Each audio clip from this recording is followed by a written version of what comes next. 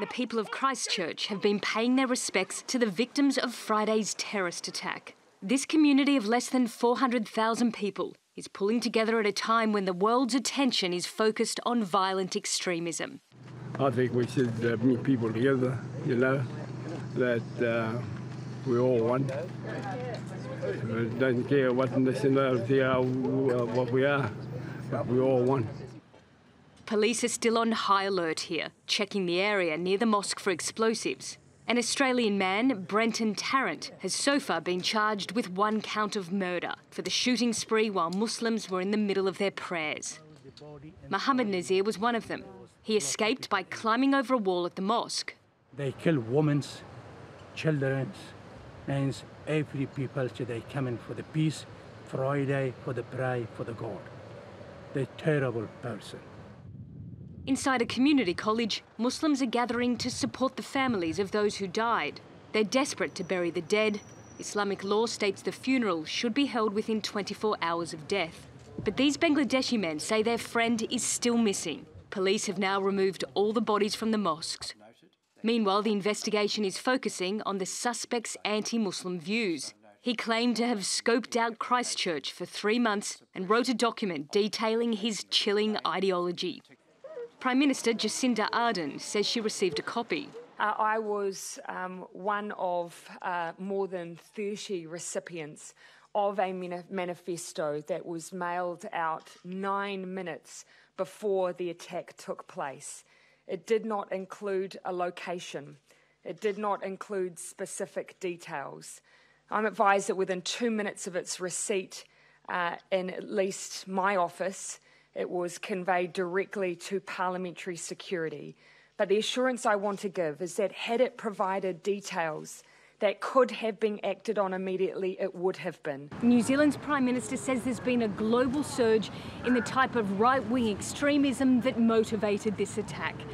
But the alleged shooter was not on any watch list, either here or in Australia, even though his racist, white supremacist ideology had been heavily promoted online. Some media outlets have been criticised for reprinting Tarrant's so-called manifesto, as well as video of the attack, which he live-streamed on social media platforms, including Facebook. Meanwhile, there are signs life is returning to Christchurch, but not for everyone. Families are devastated, their lives destroyed by a man who in less than 1 hour spewed hatred and violence in a peaceful community living in the southern end of the world. Well, Nicole Johnston is in Christchurch. She says the city is now preparing for mass burials. It's a big job for them to deal with here in Christchurch, and the Prime Minister Jacinda Ardern spoke about that on Sunday night. She said that the bodies would begin to be released on Sunday night. We're told that that started to happen on Monday over the last 4 hours, that they will gradually be returned to the families, and from there the burial process will begin. But it's a huge undertaking. Not only are the officials having to identify the bodies, go through a proper criminal investigation and make sure that all the checks and balances are done properly. They're dealing with dozens of bodies here. They don't want there to be any mistakes, and now the city itself has to prepare for these mass burials. There is earth-moving equipment, so the preparations are well underway, and it will be a difficult week for the people of Christchurch and for the families as that process begins. But the Prime Minister says that by Wednesday night they hope to have returned all of the bodies to the families.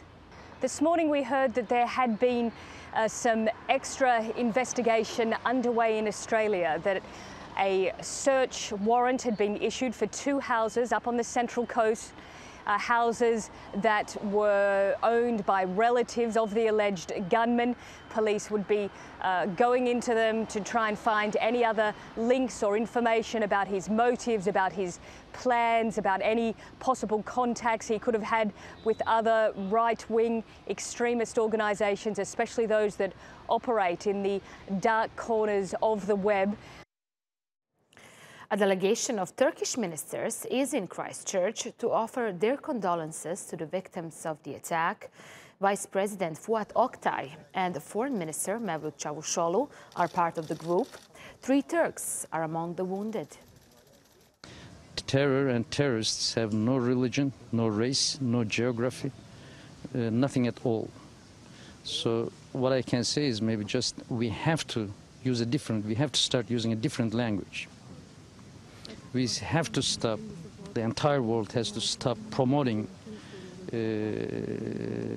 some type of provocative language.